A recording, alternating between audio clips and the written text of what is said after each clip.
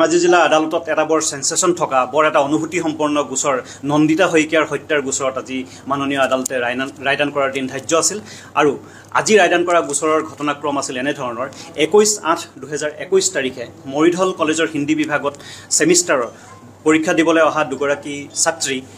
কাশ্মিনা দত্ত আৰু নন্দিতা শইকীয়া তেওঁলোকে দেৱদত্ত কাশ্মিনা দত্তৰ দেউতাক তেখেতৰ বাইকতে উঠি পৰীক্ষা শেষ কৰাৰ পিছত ঘৰলৈ উভতি আহিছিল আৰু ধেমাজি চহৰত পোৱাৰ পিছত তেওঁলোকে ASTC বাছ ষ্টেণ্ডৰ অপজিটত ড্ৰাগ হাউচৰ কাষত থকা এখন হোটেলত চাহ খাবলৈ বুলি মটৰচাইকেলখন ৰখাই বাইকখন পাৰ্ক কৰিবলৈ নপাওঁতেই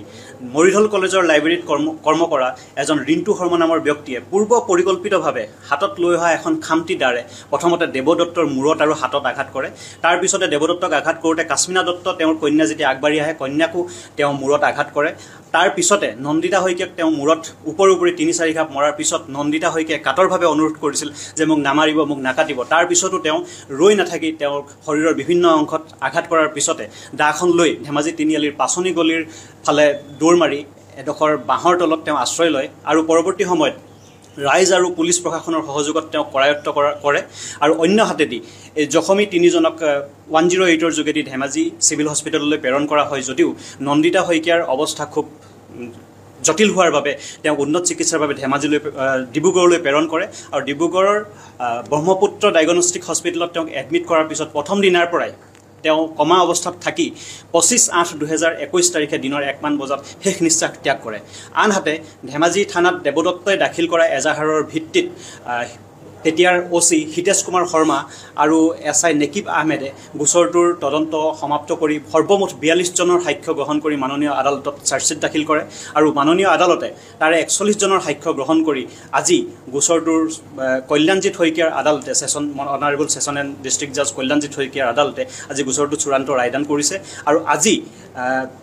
এই অপৰাধীজন ৰিণ্টু শৰ্মাক ভাৰতীয় দণ্ডবিধি আইনৰ 341, 302, 326, 307 ধাৰাত তেখেত দোষী হিচাপে মাননীয় আদালতে তেওঁক আজি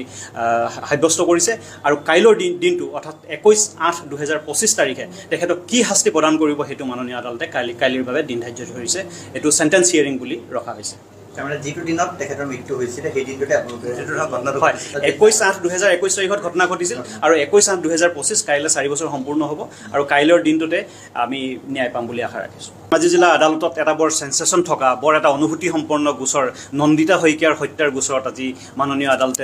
ৰায়দান কৰাৰ দিন ধাৰ্য আছিল আৰু আজি ৰায়দান কৰা গোচৰৰ ঘটনাক্ৰম আছিল এনে ধৰণৰ 21/8/2021 তাৰিখে মৰিধল কলেজৰ হিন্দী বিভাগত সেমিষ্টাৰৰ পৰীক্ষা দিবলৈ অহা দুগৰাকী ছাত্ৰী কাশ্মিনা দত্ত আৰু নন্দিতা শইকীয়া তেওঁলোকে দেৱদত্ত কাশ্মিনা দত্তৰ দেউতাক তেখেতৰ বাইকতে উঠি পৰীক্ষা শেষ কৰাৰ পিছত ঘৰলৈ উভতি আহিছিল আৰু ধেমাজি চহৰত পোৱাৰ পিছত তেওঁলোকে ASTC বাছ ষ্টেণ্ডৰ অপজিটত ড্ৰাগ হাউচৰ কাষত থকা এখন হোটেলত চাহ খাবলৈ বুলি মটৰচাইকেলখন ৰখাই বাইকখন পাৰ্ক কৰিবলৈ নপাওঁতেই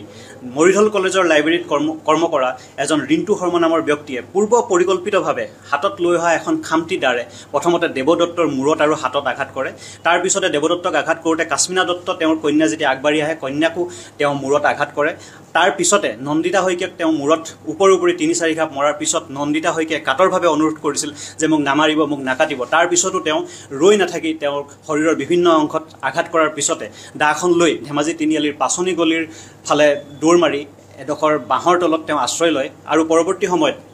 ৰাইজ আৰু পুলিচ প্ৰশাসনৰ সহযোগত তেওঁ কৰায়ত্ব কৰে আৰু অন্য হাতেদি এই জখমী তিনিজনক 108ৰ যোগেদি ধেমাজি চিভিল হস্পিটেললৈ প্ৰেৰণ কৰা হয় যদিও নন্দিতা শইকীয়াৰ অৱস্থা খুব জটিল হোৱাৰ বাবে তেওঁ উন্নত চিকিৎসাৰ বাবে ডিব্ৰুগড়লৈ প্ৰেৰণ কৰে আৰু ডিব্ৰুগড়ৰ ব্ৰহ্মপুত্ৰ ডায়াগনষ্টিক হস্পিটেলত তেওঁক এডমিট কৰাৰ পিছত প্ৰথম দিনাৰ পৰাই তেওঁ কমা অৱস্থাত থাকি 25/8/2021 তাৰিখে দিনৰ 1 মান বজাত শেষ নিশ্বাস ত্যাগ কৰে আনহাতে ধেমাজি থানাত দেৱদত্তই দাখিল কৰা এজাহাৰৰ ভিত্তিত তেতিয়াৰ OC হিতেশ কুমাৰ শৰ্মা আৰু SI নেকিব আহমেদে গোচৰটোৰ তদন্ত সমাপ্ত কৰি সৰ্বমুঠ 42 জনৰ সাক্ষ্য গ্ৰহণ কৰি মাননীয় আদালতত চাৰ্জশ্বিট দাখিল কৰে আৰু মাননীয় আদালতে তাৰে 41 জনৰ সাক্ষ্য গ্ৰহণ কৰি আজি গোচৰটোৰ কল্যাণজিৎ শইকীয়াৰ আদালতে অনাৰেবল সেশন এণ্ড ডিষ্ট্ৰিক্ট জাজ কল্যাণজিৎ শইকীয়াৰ আদালতে আজি গোচৰটো চূড়ান্ত ৰায়দান কৰিছে আৰু আজি এই অপৰাধীজন ৰিণ্টু শৰ্মাক ভাৰতীয় দণ্ডবিধি আইনৰ 341, 302, 326, 307 ধাৰাত তেখেত দোষী হিচাপে মাননীয় আদালতে তেওঁক আজি